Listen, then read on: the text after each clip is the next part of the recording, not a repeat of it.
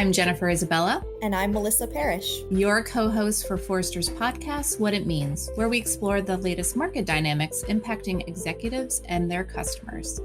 Today, we're joined by Principal Analyst Gina Bhawalkar and UX researcher Senem Biyikli to discuss inclusive design best practices. Welcome both. Thanks, Jen. It's great to be here. Thanks for having me. Happy to be here. So, Gina, before we get into inclusive design best practices, let's start with the business case. Why does this even matter? Why should firms be considering inclusive design right now? I think it's important to state up front, there are many reasons why this matters right now, and it's more than this is the right thing to do, which of course it is. But one of the really compelling reasons is we are talking about a lot of people that you could be excluding if you're not practicing inclusive design, if you're not doing the things we're going to talk about today. For example, if we look at a global level, there are 1 billion people with disabilities who have money to spend. People with disabilities have $1.9 trillion in annual disposable income. If you're not practicing inclusive design, you're shutting out that very significant population and their friends and family members who number 2.4 billion globally and prefer to do business with brands that create inclusive experiences. We can look at other markets as well. Take the population of individuals who identify as LGBTQ+. They have over $3.7 trillion in purchasing power. But if we're not considering specific needs of this population, then we're not going to be successful in reaching them as organizations. And you start to see that when you look at the country level too. For example, here in the US, one of my favorite examples to use is our rapidly growing aging population. We're going to see our over 65 demographic increase by 34% in the next decade. And most companies aren't considering that population when they design digital products. They're not thinking about the changing physical and cognitive disabilities that impact how people use technology. So that's in and of itself is a really compelling reason, just the number of individuals. This is not an edge case we're talking about. We're talking about, significant populations here. And then beyond that, there's also really compelling arguments around, for example, retaining your employees. So we know that employees care about working for organizations that are diverse, that value diversity and inclusion. 76% of employees in the US, according to a Glassdoor survey, say a diverse workforce is an important factor when they're evaluating companies. Another interesting finding from a survey that our team runs with design teams is that when we look at accessibility programs in companies, so this is, efforts to make sure that we're not excluding people on the basis of disability, 48% of those programs, they're not started by executives. They're not started from top-down mandates. They're actually driven as grassroots efforts by employees who are saying this is important and we need to be doing this work at our organization. So if you want to retain employees like these groups that care about inclusion, it's really important that we're practicing inclusive design, that we're making that a priority. And then if I could, Jen, I'll just hit on one last point as well, which is, perhaps the reason a lot of organizations start to create programs around inclusive design is this is about mitigating risk. So, for example, last year in 2021, there were over 4,000 lawsuits in the United States against companies that aren't creating accessible digital experiences. So, the organizations are increasingly being held accountable if they ship products that exclude this population of individuals. And, if you don't want to be the next company that's part of that bucket, it's really important that we take a proactive approach to this work.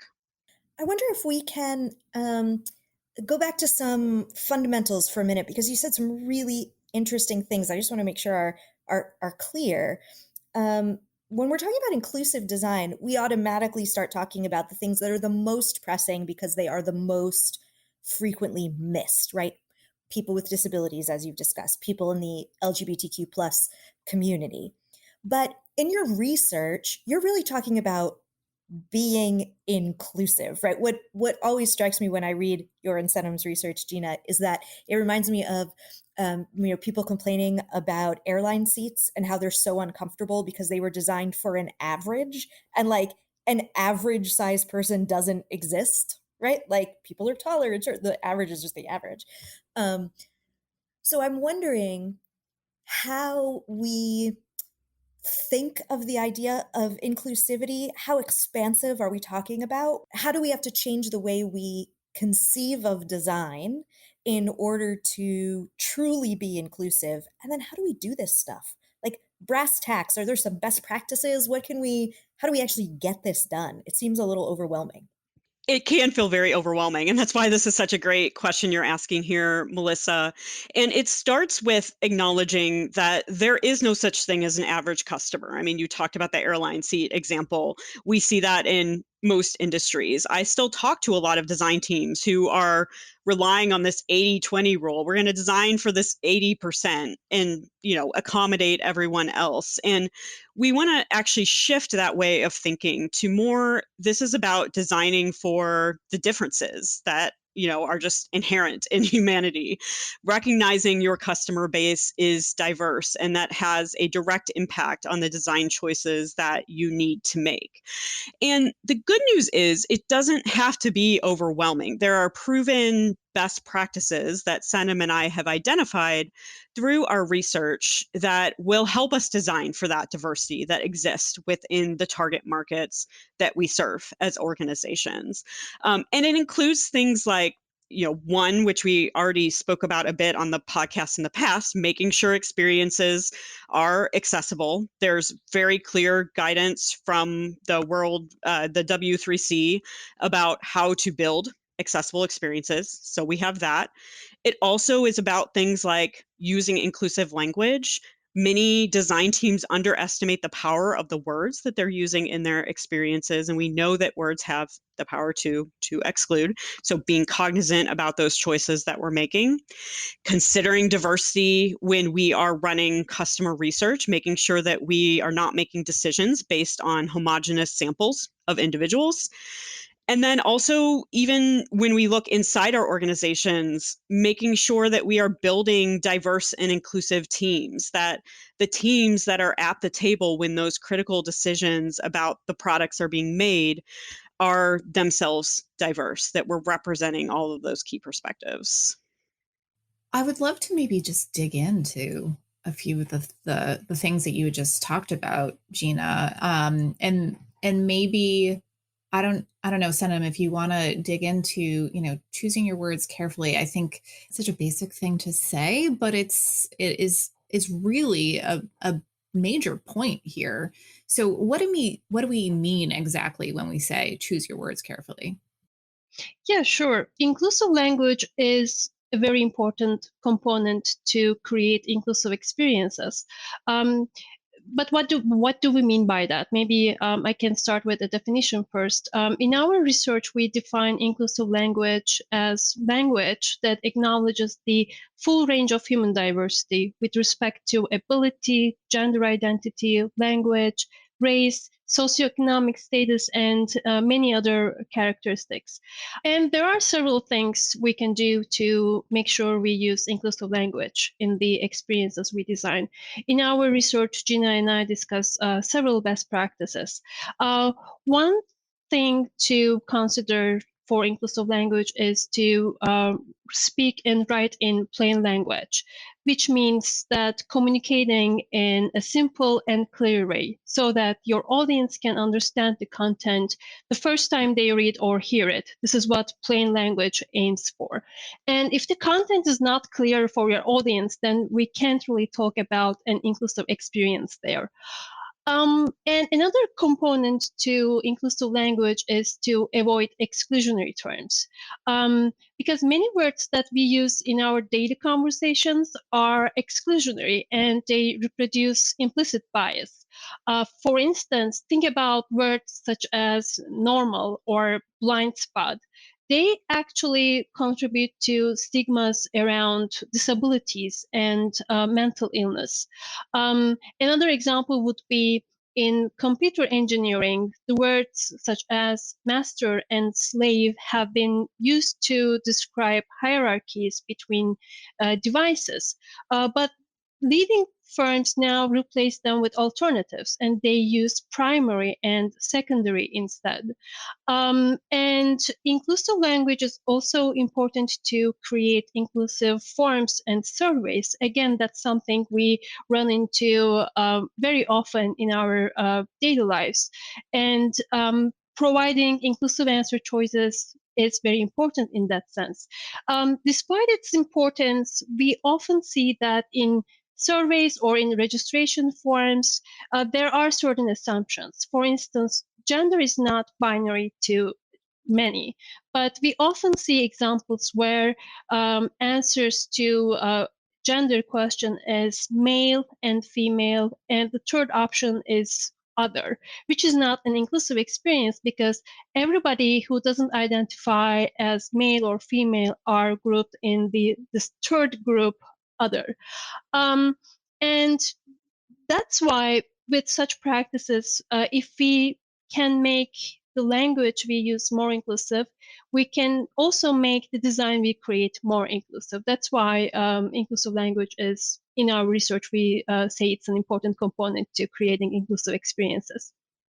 If I could just add one comment here, because I think all those points Senem just made are great, but one of the challenges that we often hear from organizations is, this is all well and good, but how do I scale this? Particularly if I'm at a very large company. And so we've been really excited by some of the practices we're seeing come out of organizations like Salesforce, where they said, we're going to create an inclusive language review process whereby any product team can come to this group that's in their Office of Ethics and Humane Use and just have a conversation about words that they're using in their products that they think might be exclusive. For example, we have a control that we're calling enable, disable. Is that bad because, we don't want to use the word disabled, because it could potentially be considered exclusionary as it relates to disability. And so this whole process just encourages teams to ask more questions about the experiences that they're building. Questions like, is this term going to reinforce harmful stereotypes? If so, we probably shouldn't be using it in this experience. And so I would encourage organizations to take best practices like those Senem described and say, how can we make those repeatable, and make it easy for teams to start to consider the consequences of these choices. It strikes me that asking questions about one's own work is probably the first step towards a solution to a lot of this. For example, Gina, when you were speaking earlier about uncovering bias in customer research, when we're talking about implicit bias, there's a reason it's implicit, right? So many people don't even know they have it or are doing it. So obviously, I think asking some of those questions, getting outside perspective, is one way to uncover those challenges. What are some others that we can employ even all the way at the beginning of the process for during customer research to make sure we're not going off the rails? Absolutely. I mean, a lot of this comes down to not making assumptions.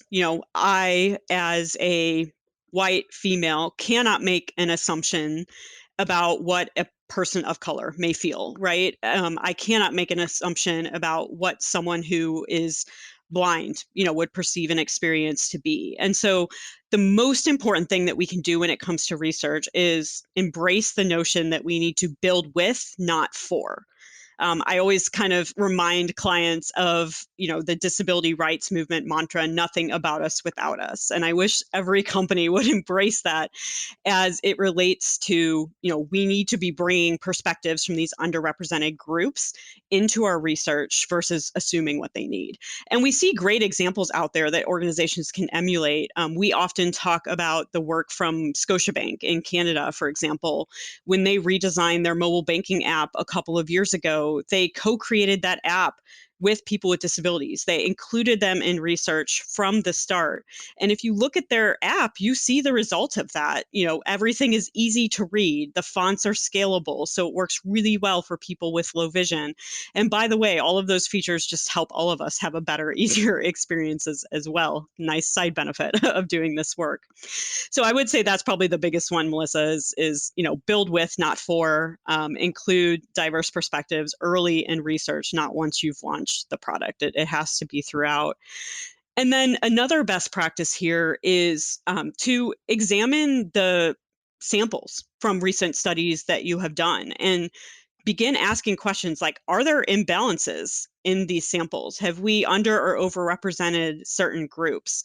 We spoke with a tech company, for example, who, B2B tech company, there were internal assumptions that a lot of their customers were males. And when they actually started to dig into their samples, they uncovered, well, wait a minute, that's not true. And when we start to cut our data by gender, we start to find some really interesting things. They had done a study around understanding what their clients' biggest challenges were at work. And when they cut it by gender and they looked at the experience of their customers who were women, these women were saying gender was their biggest challenge at work. That obviously was not coming out when they were just initially looking at the data and not considering gender. So, irony. Yeah. Oh, irony. Exactly. So that would be a good exercise for anyone listening to this to do, is like, look at a recent project and ask yourself those questions. Like, who were we making these decisions, based on? Whose perspectives were influencing the particular actions or design decisions that we made with our product? And how can we make sure that going forward, we are intentionally recruiting people with, a range of abilities, gender identities, ages, whatever factors are most important based on the problem space that you're working in. I would also like to add that the research methods are also important to make sure that your research methods are also inclusive. For example, do they allow everyone to fully participate? Can people with disabilities participate in your research fully and easily? Are you able to recruit people with disabilities or people from underrepresented groups? These are all important questions to consider when it comes to recruitment and also the research methods you use. And if you think you don't have access to those groups, maybe it's time to consider partnerships with research platforms with access to a diverse pool of users. And as part of this, I should also talk about that having the right resources is also important, like having the researchers with experience in usability tests with screen readers, for example, because this is a very different experience than different types of usability testing. It requires experience. And although part of the reason for why we do research is to understand, in some cases, maybe like if you're interested in doing research with underrepresented groups, we do research to understand them, but it's also equally important to know the needs and challenges these groups face in advance so that you can make sure you're asking the right questions in the right ways. So, Senem, you were just talking about, the requisite sort of skill sets of the teams here. And Gina, you had mentioned this, right? The teams building these experiences should also be diverse and inclusive. Talk to us a little bit more about what does that mean in real terms? Yeah, absolutely. I'll actually start with an example I heard from an organization that I interviewed, building off of Senem's point there just a moment ago. So, for example, if you are creating an experience for immigrants to the United States, right?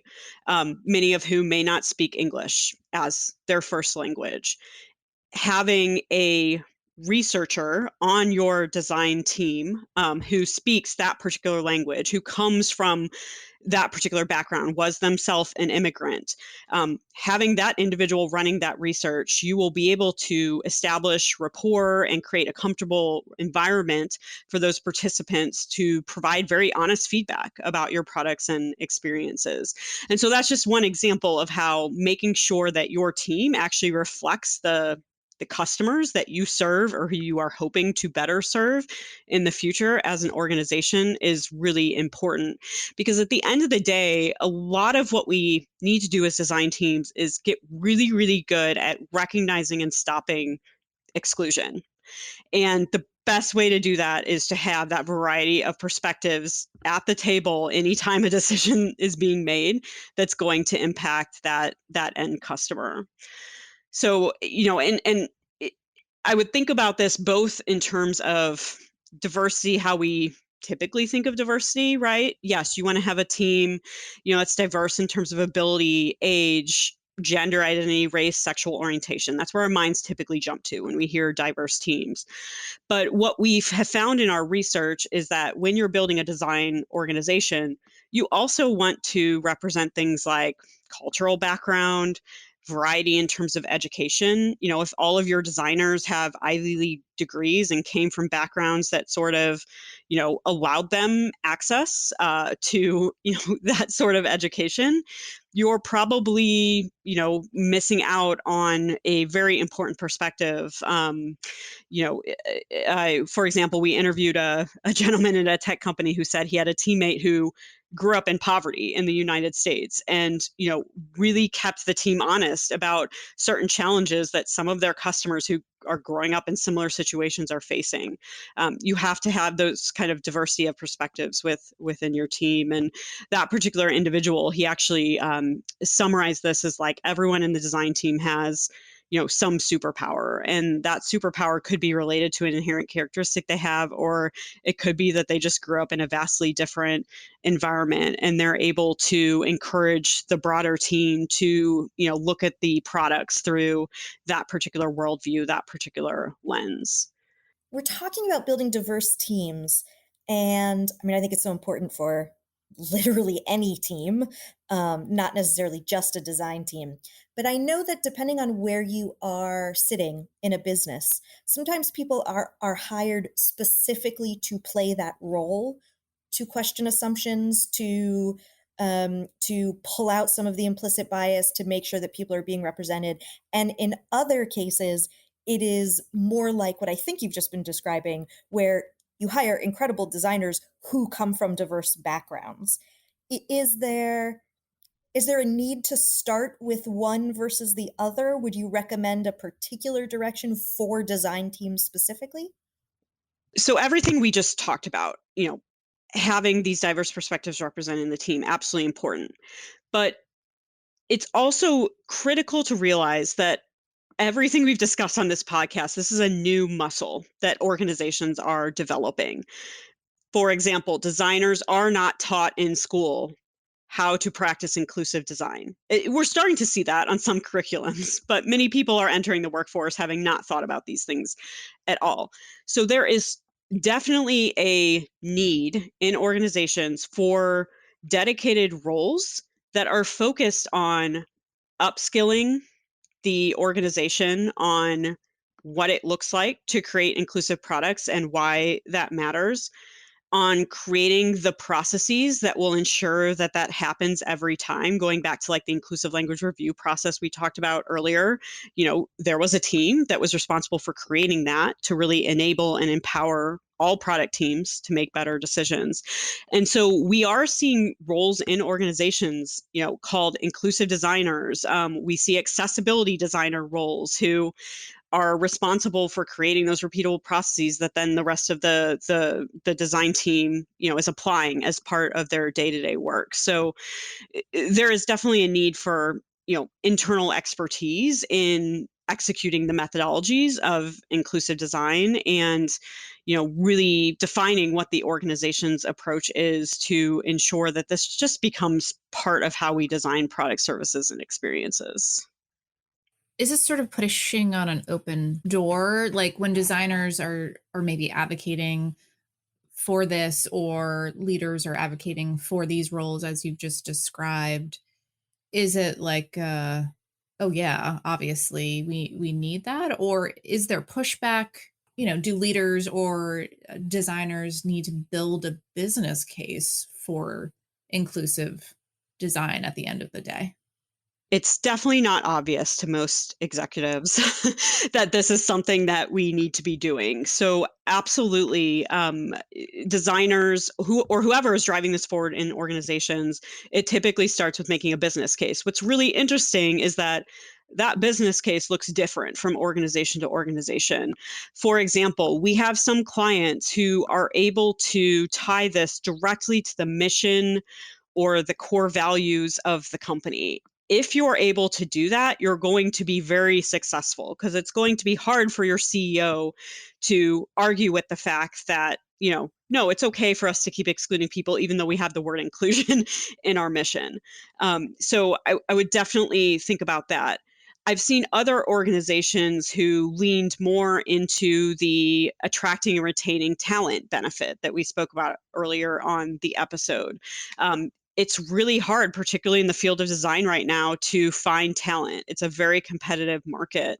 And so, building a case around the fact that this is something designers are considering when they join organizations, and we're at a disadvantage if we don't have an internal discipline around it, could be a really effective approach. And then, mitigating risk in a lot of financial institutions that we work with where, very compliance plays a critical role in these companies, sometimes saying, look, we're at risk, if we don't have good practices, around ensuring our technologies are accessible, for example. That could be a way to at least kind of get the ear of those executives and get the funding that's needed to begin to instill some of these practices. So because of that last point, Gina, are you seeing that regulated industries are more at the forefront of this because regulation or in compliance is sort of forcing their hand? Is that what you're seeing out in the market? They're not at the forefront, but they are coming on board. They are starting to do the work. The technology, the kind of high tech industry, when we look at like the Microsofts, the Salesforces of the world, the Adobes of the world, they tend to be at the forefront. They're the ones who are establishing, what does it actually look like to have a product inclusion practice, and what are some of the methodologies that are critical to have as part of that. Adobe made their inclusive design training open source a couple of years ago, and we now see organizations like banks, who are coming at it from more of a regulatory angle, leaning on the great work that those organizations are sharing to stand up their own internal practices. So for those individuals who are in organizations where they're not pushing on an open door, right? They need to establish that business case, build that buy-in for stakeholders to get the resources, both people resources and budget to build an inclusive design practice or include this as just part of their practice. What is your advice here? You absolutely have to talk about the business impact of doing this work. So highlighting the number of customers that could be within your reach if you practice inclusive design, highlighting the number of employees who value diversity and inclusion that you can attract and retain. You have to start there. That's going to be very critical to actually getting the funding that you need to do this work. And my advice would be to humanize the people affected by non-inclusive design. Users, customers, these are not abstract concepts. We are talking about real people here. And user research, usability testing, these are very powerful tools to show that impact. Great. Well, thank you both for joining us today. Thank you for having us. Thank you very much. Want to know if your experiences are inclusive? Discover how to evaluate digital experiences at CX North America on June 7th through 9th. Meet us in person in Nashville or attend our virtual experience. Register now at forr.com/cx-na-2022. That's forr.com/cx-na-2022. Thanks for listening.